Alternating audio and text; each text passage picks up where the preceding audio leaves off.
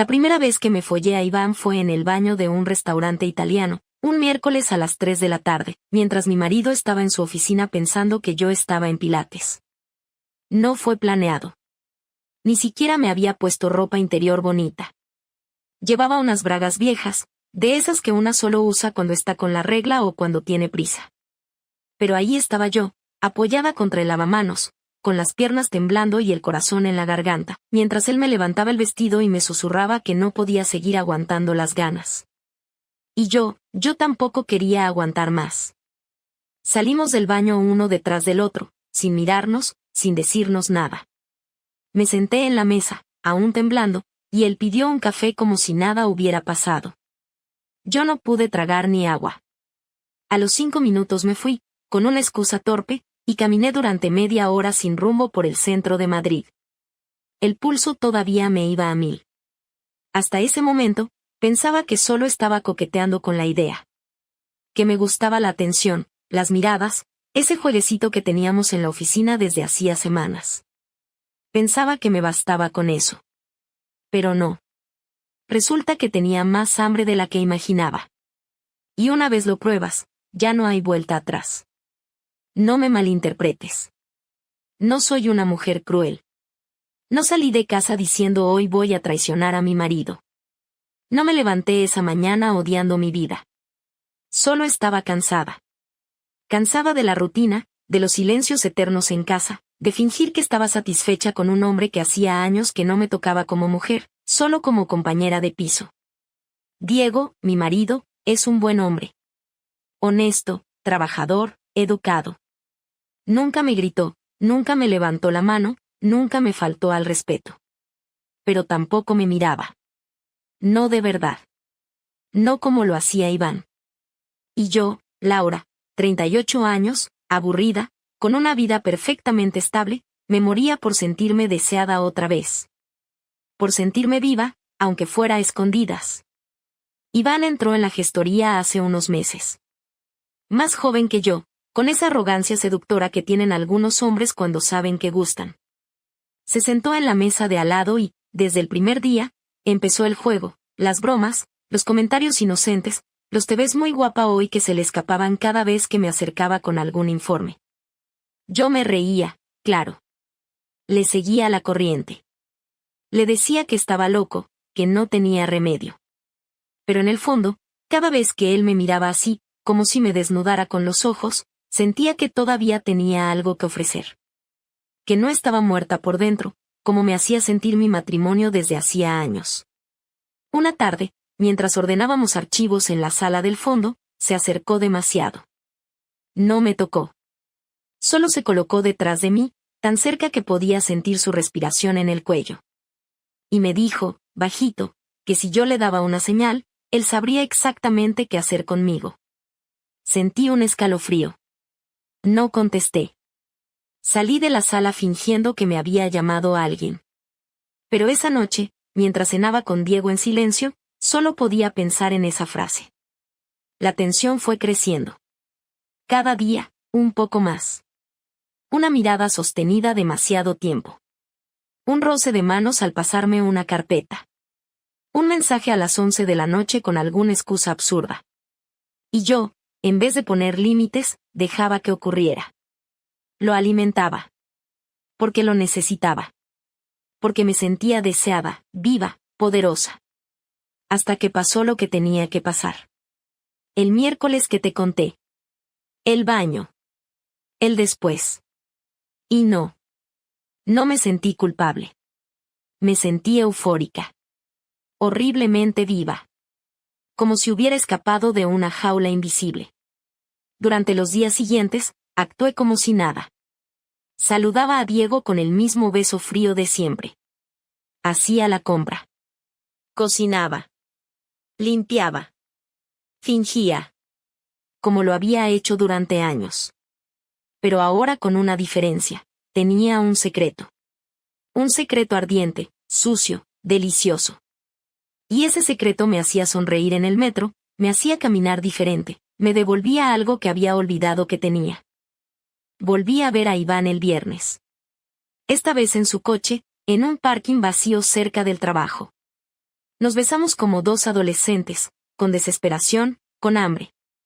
Y después, sin hablar mucho, me dejó en una esquina y me dijo al oído, esto no ha hecho más que empezar.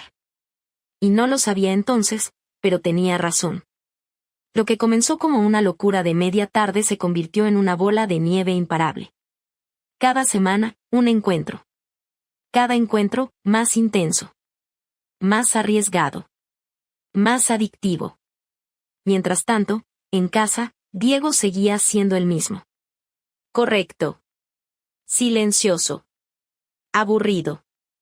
El tipo de hombre que jamás haría una locura, que jamás sospecharía nada. Ni siquiera cuando llegaba tarde, ni cuando evitaba el sexo, ni cuando empezaba a vestirme mejor los martes y los jueves. No sabía que estaba casado con una mujer que llevaba una doble vida. Y yo, tampoco sabía lo rápido que todo eso podía estallar en la cara. Lo que pasó el día que Diego se enteró no tuvo nada que ver con llamadas anónimas, mensajes en el móvil ni rastros de perfume ajeno. Fue algo tan simple y directo que me dejó paralizada, como si el suelo se abriera de repente y no supiera cómo sostenerme. Era sábado, cerca del mediodía, y yo me había inventado una excusa absurda para salir de casa, que iba al centro a mirar unas sandalias con rebaja. Ni siquiera me molesté en llevar la bolsa de otra tienda para disimular, como hacía al principio. Últimamente, me daba igual. Iván me esperaba en un pequeño hostal en Lavapiés, uno de esos sitios discretos donde nadie hace preguntas y las paredes son tan finas que uno oye gemidos ajenos como si fueran propios. Nos habíamos citado allí porque Iván decía que no soportaba hacerlo más en el coche o en su piso compartido, y yo, en el fondo, también necesitaba otro escenario. Nos vimos, hicimos lo que hacíamos, y luego, entre risas, él me preguntó si me quedaba a dormir con él algún día. Le dije que no, que eso era imposible, que Diego podía ser despistado pero no idiota. Que una cosa era escaparme unas horas y otra dejar la cama vacía por la noche. Iván se encogió de hombros y me dijo que a él le daba igual, que total, ya estaba todo jodido. No supe si hablaba de él o de mí. Cuando salí del hostal eran casi las 3. Me arreglé el pelo frente a un escaparate, me puse gafas de sol para evitar encontrarme con alguien conocido y caminé hacia la estación del metro. Lo que no sabía era que justo en ese momento, Diego estaba en la cafetería de enfrente, sentado con su hermano, tomando una cerveza. No me vio salir del hostal, me vio entrar. Eso me lo diría después, cuando todo ya se había desmoronado. Llevaba tiempo sospechando algo, no por un cambio radical en mi comportamiento, sino por un detalle absurdo, la forma en la que me despedía de él había cambiado. Antes decía luego nos vemos, cariño con esa voz automática que usamos los matrimonios cansados. Pero últimamente, apenas decía nada. Cerraba la puerta sin mirar atrás. Y eso, según él, era suficiente. Me di cuenta de que algo andaba mal cuando llegué a casa. Diego no estaba en el salón ni en la cocina, y la puerta del dormitorio estaba cerrada. Me pareció raro, pero pensé que se habría echado una siesta. Fui al baño, me lavé la cara, me miré al espejo durante un rato, sin reconocerme del todo, y luego me fui a la cocina a preparar un café. Fue ahí donde vi la nota. Una hoja arrancada de un cuaderno, pegada con celo en la puerta del frigorífico. Tenía una sola frase: cuando termines tu café, ven al dormitorio. Me congelé. Me tomé el café sin azúcar, como siempre, y cuando terminé, fui hacia la habitación, sin saber exactamente qué esperar. Él estaba sentado en la cama, con el portátil sobre las piernas, mirando una página web de abogados de familia. No me miró al entrar. Solo dijo, cierra la puerta. La cerré. Me quedé de pie. Él tampoco se levantó. Pasaron unos segundos eternos antes de que hablara otra vez. ¿Te divertiste hoy en Lavapiés? Me quedé sin aire. Ni siquiera intenté disimular. Me senté en la silla del rincón y no dije nada. Él siguió hablando, ahora con la vista clavada en la pantalla. Te vi entrar al hostal. No me hizo falta seguirte. No me hace falta verte salir para saber lo que hiciste ahí dentro. ¿Cuánto tiempo llevas con él? Esa última pregunta me sacudió. No tanto por el contenido, sino por el tono. Era frío, cortante, quirúrgico. No había gritos, no había insultos. Y eso dolía más que cualquier otra cosa. No respondí. Me quedé callada durante varios segundos, y luego dije la verdad. Unos 2 meses. Tal vez 3. Diego cerró el portátil con calma, lo dejó a un lado y se levantó. Caminó hasta el armario, sacó una chaqueta, y por un momento pensé que se iría. Pero no. Se apoyó contra la pared, cruzó los brazos y me miró por fin. ¿Lo amas? Esa pregunta sí me hizo temblar. Porque no lo sabía. No era amor. Pero tampoco era solo sexo. Era otra cosa. Algo que me daba vida, aunque fuera una vida sucia y secreta. No lo sé, respondí. No creo. Diego asintió. Entonces, ¿por qué lo hiciste? Otra pregunta que no supe contestar. Porque estaba vacía, porque me sentía invisible, porque él y yo hacía años que no compartíamos nada más allá del alquiler. Pero nada de eso parecía suficiente. O tal vez sí, pero en ese momento todo sonaba como excusa. La conversación duró casi 1 hora. No hubo escenas, no hubo platos rotos ni gritos por la ventana. Solo preguntas, respuestas a medias y un silencio espeso que no se iba. En un momento, Diego se sentó otra vez, me miró sin rabia y dijo algo que me rompió. ¿Sabes qué es lo peor, Laura? Que si me lo hubieras dicho, si me hubieras dicho que te sentías sola o apagada, yo habría hecho algo. No sé qué, pero algo. Pero no me diste la oportunidad. No supe qué decir. Porque era verdad. Nunca se lo dije.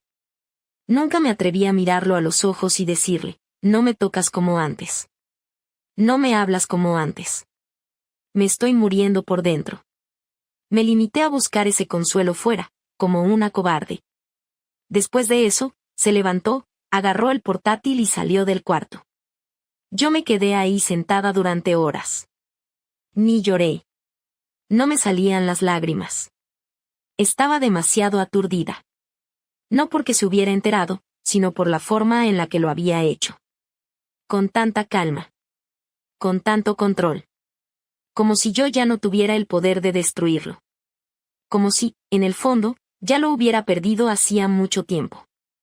Al día siguiente, no me dirigió la palabra. Desayunamos en silencio. Él salió a correr. Volvió 2 horas después. Yo seguía en el sofá, con la televisión encendida sin volumen. Me sentía como si viviera en una casa ajena. Sabía que eso era solo el principio. Que lo peor aún estaba por venir. La verdadera confrontación no fue esa primera charla en el dormitorio. Esa fue solo una descarga de información, un ajuste de cuentas parcial, un intercambio sin emociones que sirvió para colocar las cartas sobre la mesa sin moverlas demasiado.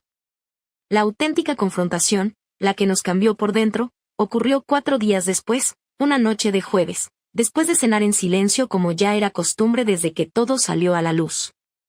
Yo fregaba los platos, él estaba sentado en la mesa revisando unos papeles del trabajo, y de pronto me preguntó, sin apartar la vista del informe, ¿lo sigues viendo? No hubo tono acosador, ni ironía, ni gritos. Solo la frase, seca, lanzada como si preguntara por el clima, y aún así me atravesó entera. Me sequé las manos en el delantal y le respondí que no, que desde ese sábado no lo había vuelto a ver. Él levantó la vista y me sostuvo la mirada, como si buscara confirmar si decía la verdad. Me quedé quieta, sin pestañear, sin mover los labios. Finalmente, Diego dijo, pues no te creo. Me apoyé contra la encimera y respiré hondo antes de contestar que si no me creía, tampoco tenía sentido seguir hablando de nada. Ahí fue cuando se levantó de la silla con fuerza, tirando los papeles al suelo, y por primera vez en años me gritó. Claro que no tiene sentido, nada tiene sentido desde que empezaste a acostarte con ese imbécil mientras yo me partía la espalda trabajando para que no te faltara nada. La rabia que había contenido durante días, tal vez meses, estalló como una olla a presión y me salpicó con cada palabra. ¿Qué esperabas, Laura? Que me quedara callado para siempre, que lo aceptara como un castigo merecido por ser un marido aburrido, no me diste ni una oportunidad. Empezó a caminar de un lado al otro del comedor, gesticulando con las manos como si necesitara moverse para no romper algo. ¿Te piensas que no noté cómo te arreglabas de más, o que empezaste a oler diferente, o que te hacías la dormida cada vez que me acercaba por las noches? Me tratabas como un mueble. Como si ya no existiera. Le dije que él también me había tratado así durante años, que yo no me había sentido deseada ni escuchada desde hacía mucho tiempo, que el sexo se había vuelto algo mecánico, sin ganas, sin emoción, como una obligación. Le dije que llevaba demasiado tiempo sola, aunque estuviera acompañada, y que necesitaba sentirme viva otra vez. Él se rió con amargura y respondió, ¿y tenías que follarte a otro para eso? ¿No se te ocurrió intentar arreglar las cosas conmigo primero? Le dije que no lo hice porque no creí que sirviera de nada, porque él estaba tan metido en su rutina, en su trabajo, en sus horarios, que todo lo que no fuera su mundo le parecía secundario. Y que yo ya no quería rogar atención. Quería que alguien me la ofreciera sin tener que pedirla. Él me miró como si no me reconociera, como si estuviera viendo a una desconocida en su cocina, usando sus platos, sus vasos, su vida. ¿Y ahora qué?, preguntó. Me encogí de hombros y respondí que no lo sabía, que no tenía un plan, que no quería seguir viendo a Iván, pero que tampoco sabía cómo volver a lo de antes. Diego se rió otra vez, pero ya sin fuerza. No te preocupes, no vamos a volver a lo de antes. Eso ya está muerto. Se sentó otra vez, esta vez más tranquilo, pero con los ojos rojos. Mira, no te voy a echar de casa. No todavía. Pero necesito saber si quieres seguir aquí por algún motivo real, o si solo estás esperando el momento de irte con él. Le dije que no quería estar con Iván, que eso ya se había acabado. Él me preguntó si era porque me había descubierto o porque de verdad no quería volver a verlo. Y no supe qué responder. ¿Te acostaste con él en nuestra cama? La pregunta me heló. No, respondí rápido. Nunca lo traje aquí. Eso parecía importarle. ¿Y usaste protección? Asentí. Siempre. Cerró los ojos un segundo y dijo, bueno, al menos no soy un imbécil completo. Me pareció cruel, pero no dije nada. Porque, en el fondo, yo también lo pensaba. Luego vino la parte práctica, la más fea, la más fría. Me dijo que si iba a seguir viviendo en casa, teníamos que poner algunas reglas. Que no quería más mentiras, que si decidía volver a verlo, debía decírselo directamente y marcharme. Que ya no había confianza, pero que al menos podíamos tener algo de respeto mutuo mientras se decidía qué hacer con la casa, con el matrimonio, con todo. Le dije que me parecía justo. Le pregunté si me odiaba. Se quedó un momento en silencio y respondió, no lo sé. Pero desde luego, ya no te amo como antes. Y me dolió. Porque aunque yo había sido quien destruyó todo, escucharlo decirlo fue como si me quitaran algo que todavía no sabía que estaba intentando salvar. Después de eso, se encerró en el despacho y yo me fui a la habitación a sentarme en la cama. La misma cama donde dormimos juntos durante años, pero que ahora parecía territorio neutral. No lloré, otra vez. Sentía un vacío que no me permitía sentir nada más. Me acosté vestida, sin apagar la luz, y me quedé mirando el techo durante horas, pensando en todo lo que se había dicho, en todo lo que se había perdido, y en si todavía quedaba algo que valiera la pena rescatar. Al día siguiente, no hablamos. Cada uno hizo su rutina. Nos cruzamos en el pasillo, en la cocina, en el baño, sin decir nada. Era como vivir con un fantasma. Y lo peor era saber que yo lo había convertido en eso. Por dentro, Diego estaba muerto. Y yo lo sabía. No me di cuenta de lo que Diego estaba preparando hasta que fue demasiado tarde. Durante los días siguientes a la confrontación, se comportó de manera contenida, como si hubiera decidido dejar que la cosa muriera sola.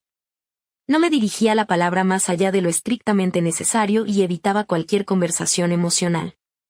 Su rutina no cambió, se levantaba temprano, desayunaba en silencio, salía a correr, volvía, se duchaba, trabajaba desde casa o se iba a la oficina, cenaba sin emitir una opinión, se encerraba en el despacho y luego dormía en el sofá.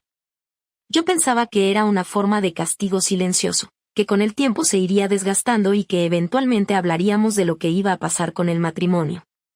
Nunca se me ocurrió pensar que ese silencio era más bien el inicio de algo meticuloso. Todo empezó a ser extraño una mañana en la que recibí un correo del banco, alertándome de que se habían producido movimientos inusuales en la cuenta compartida.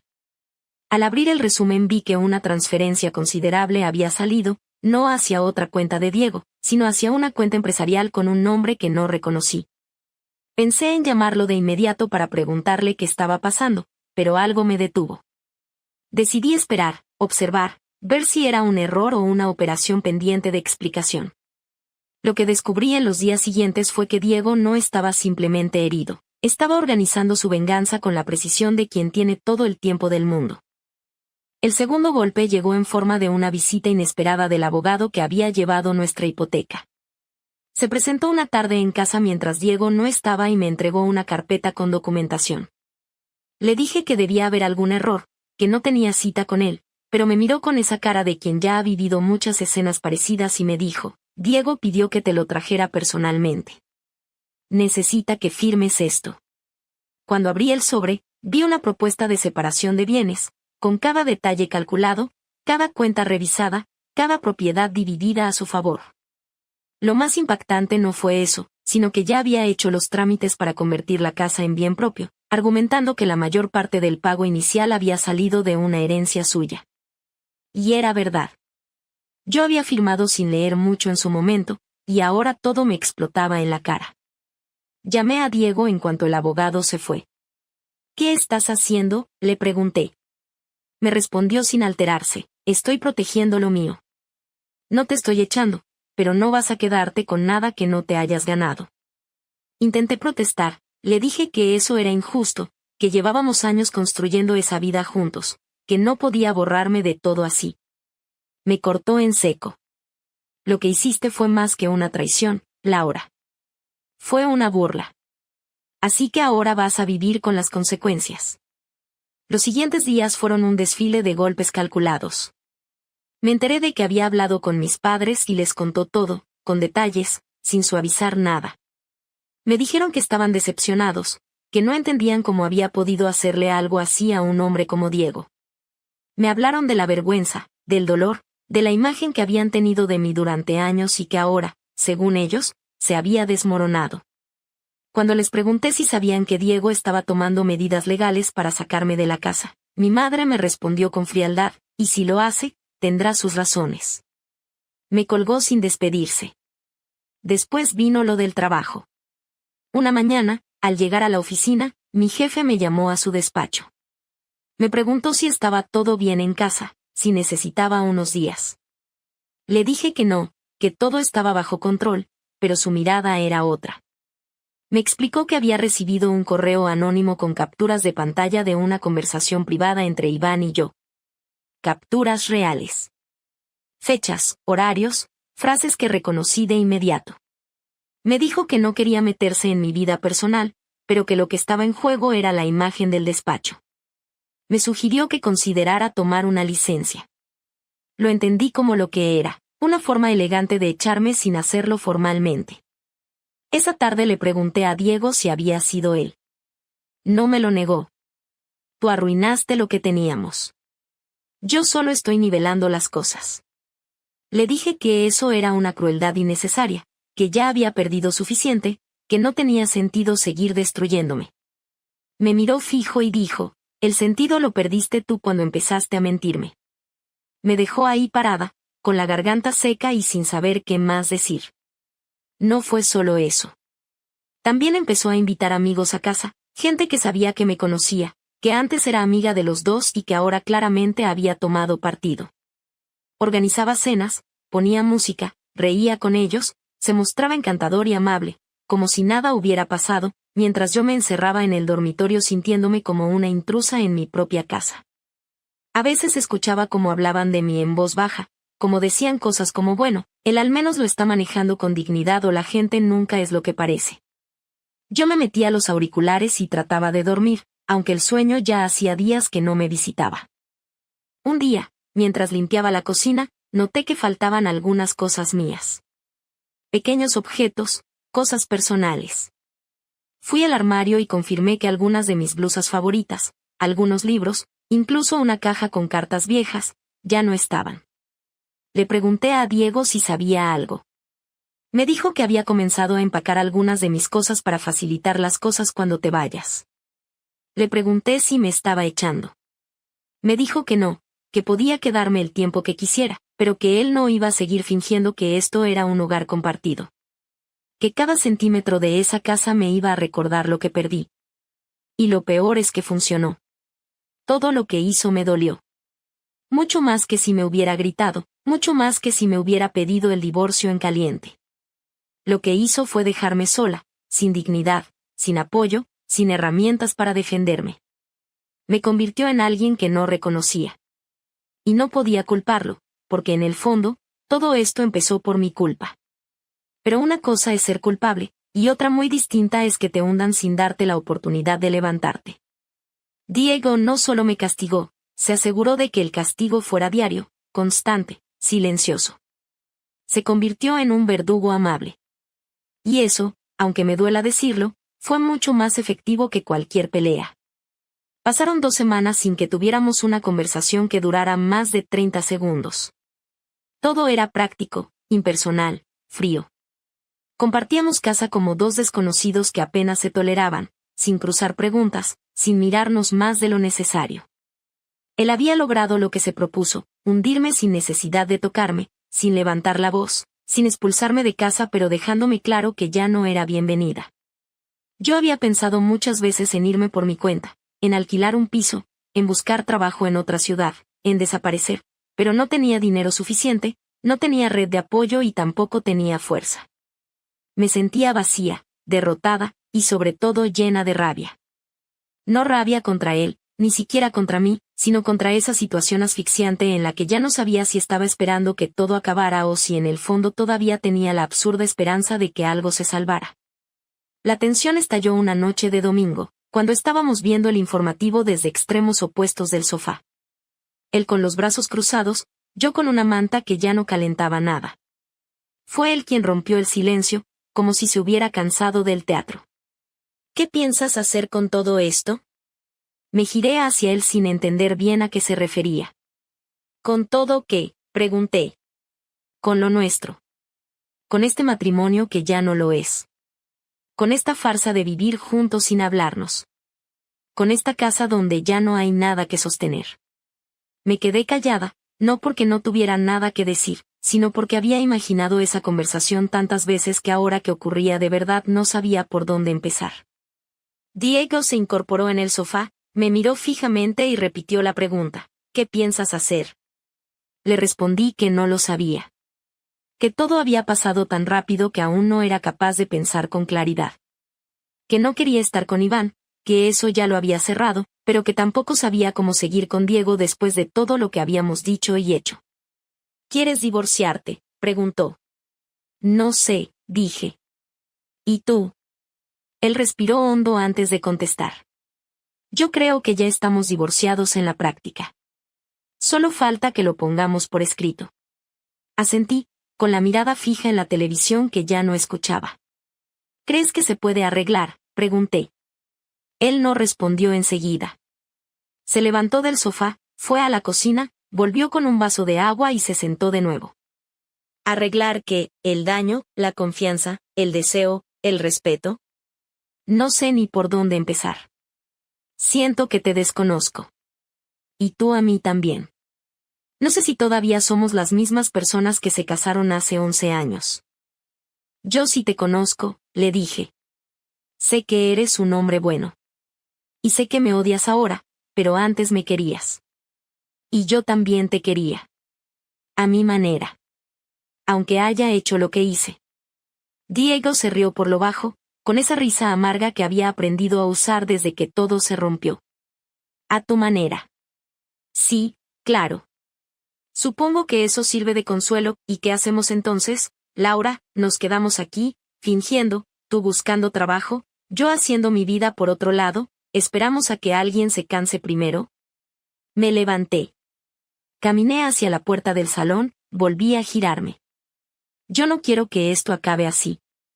No quiero que todo lo que fuimos termine en esta mierda de indiferencia.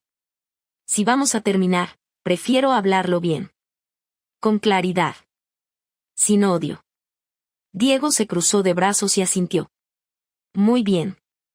Hablemos con claridad. Yo no te perdono. No puedo. No quiero. Lo que hiciste fue una traición a todo lo que construimos. No me vengas con que yo estaba distante o que no te tocaba como antes.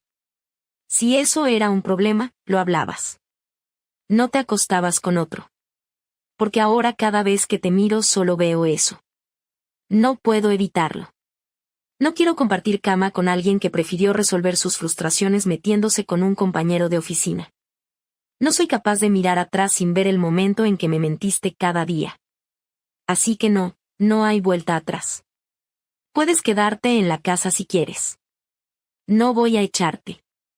Pero no somos pareja. Y no quiero volver a intentarlo. Yo no lloré. No hice escándalo. Solo asentí, despacio.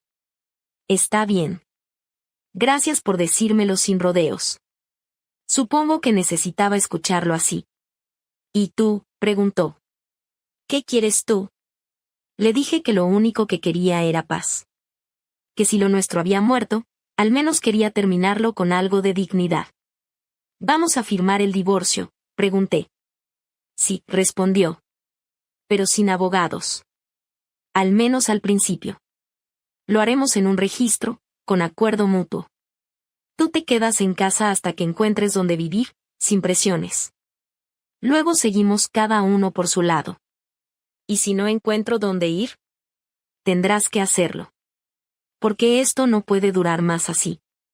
La conversación terminó con un silencio pesado. Diego se fue a dormir al sofá como todas las noches. Yo me quedé en el salón, con la cabeza llena de ruido. No porque no esperara esa respuesta, sino porque ahora que la tenía me enfrentaba al verdadero abismo, la soledad, la caída, el después. Había perdido todo. El respeto de mis padres, el trabajo, a Diego, la imagen que tenía de mí misma. Y no podía culpar a nadie. Esa noche me acosté temprano. No dormí. Pensé en todo lo que había hecho mal, en todo lo que había permitido, en cada mentira pequeña que fue sumando hasta hacerme irreconocible. Y aunque no me arrepentía de sentir lo que sentí con Iván, sí me arrepentía de no haber sabido manejarlo, de no haber detenido la bola de nieve antes de que me aplastara. A la mañana siguiente, Diego me dejó los papeles del divorcio sobre la mesa. Firmados. Solo faltaba mi firma. No dejó nota. Solo los papeles y un bolígrafo encima. Me senté, los leí, todo estaba claro, sin trampas. Los firmé. Era el final. Y, al mismo tiempo, el principio de algo que aún no sabía cómo afrontar. Después de firmar los papeles del divorcio, me senté durante más de una hora en silencio en la cocina sin saber muy bien por qué no me levantaba. Estaba sola, la casa en silencio, con Diego ya fuera de casa porque había salido temprano, como cada mañana desde que todo empezó a desmoronarse. La hoja firmada seguía frente a mí sobre la mesa, aunque mi parte ya estaba hecha, y por primera vez desde que ocurrió todo, sentí que ya no tenía excusas para quedarme más tiempo. No había una razón válida para seguir ahí, compartiendo espacios con un hombre que ya no me consideraba parte de su vida, durmiendo en una cama donde ya no dormía nadie, cocinando en una cocina donde no se cruzaban palabras, saliendo y entrando cada día como si solo fuera una inquilina más, invisible, insignificante. Guardé los papeles en una carpeta, subí al cuarto, saqué una maleta mediana y empecé a meter ropa sin pensar demasiado. No sabía a dónde iba a ir todavía, pero necesitaba irme cuanto antes. No podía seguir respirando ese mismo aire cargado de reproches, de recuerdos recientes, de dolor no dicho. Tenía que empezar a construir algo, por pequeño que fuera, con lo poco que me quedaba. Llamé a mi hermana. No me hablaba desde que se enteró de la infidelidad, aunque nunca lo expresó con gritos ni con insultos, solo con distancia. Le dije que necesitaba un lugar donde quedarme unos días. Hubo silencio del otro lado, luego dijo que sí, pero con una condición, que no le hablara de Diego ni de lo que había pasado, que no quería ponerse en el medio. Acepté sin discutir. Me pareció justo. En el fondo, nadie tenía la obligación de apoyarme en ese momento. Ya no era la víctima. Había cruzado una línea, y el precio era precisamente ese, estar sola, ser vista como la causa del desastre, no como su consecuencia. Los primeros días en casa de mi hermana fueron incómodos. Ella salía temprano, volvía tarde, apenas hablábamos más allá de lo básico. Me prestó una habitación, me dejó llaves, me indicó dónde estaban las cosas. Pero no me preguntó nada, no se interesó por cómo estaba. Y yo tampoco intenté explicarme. ¿Qué iba a decirle que no sonara como excusa? ¿Qué me sentía sola? ¿Qué Diego ya no me tocaba? ¿Qué necesitaba sentirme deseada? Ya lo había dicho antes, y nadie lo había entendido. Así que esta vez me guardé todo. Apliqué al mismo castigo que Diego me impuso, el silencio.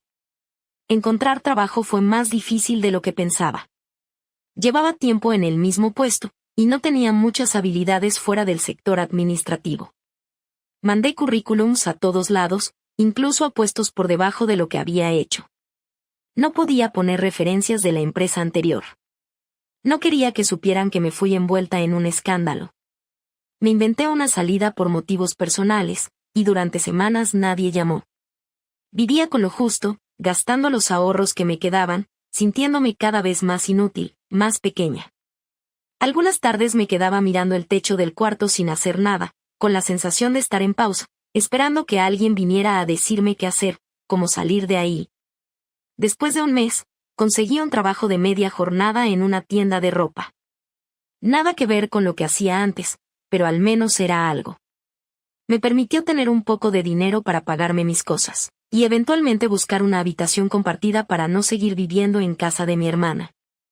Alquilé una en un piso con otras 2 mujeres, un estudiante y una señora jubilada que alquilaba el cuarto para tener compañía y pagar los gastos. Fue raro al principio, pero al menos nadie me preguntaba por mi vida, y eso ya era suficiente. No era ideal, pero era mío. Por primera vez en semanas, sentí una mínima independencia. Con Iván no volví a hablar. Él intentó contactarme al principio, mandándome algunos mensajes que no respondí. Después de un tiempo, dejó de insistir. No porque le doliera, sino porque entendió que su papel había terminado. No hubo una gran pelea, ni una despedida, ni una escena. Fue solo un final inevitable. Él nunca fue una opción real. Solo fue el detonante de todo lo que vino después. Lo más difícil fue entender en qué momento me perdí. No hablo solo de perder a Diego, la casa, la estabilidad. Hablo de perderme a mí misma. Yo no era esa persona. Siempre me consideré a alguien con principios, con límites, con conciencia de lo que está bien y lo que no. Pero en algún punto, bajé la guardia. Dejé que el aburrimiento, el rencor, la necesidad, me empujaran a un lugar del que no se vuelve igual. No me siento una víctima. No voy a justificar lo que hice. Pero tampoco voy a fingir que no venía de una historia larga de frustraciones, de silencios, de carencias que nunca supimos afrontar. Diego me castigó con todo, y lo entiendo. Pero si algo aprendí de todo esto es que nadie es solo víctima o solo verdugo. Todos somos parte del problema cuando dejamos que las cosas se pudran sin hablarlas. Hoy vivo en un sitio pequeño, trabajo muchas horas, y mis días son simples. No tengo pareja, no busco una, y tampoco tengo planes claros para el futuro. Pero tengo algo que no tenía antes, perspectiva. Sé que si alguna vez vuelvo a estar con alguien, no me quedaré callada cuando algo me haga sentir invisible. Sé que no volveré a construir una relación sobre la rutina y la resignación. Sé que si me falta algo, lo diré. Aunque duela. Aunque sea incómodo. Porque callarse, soportar, fingir, solo lleva a esto.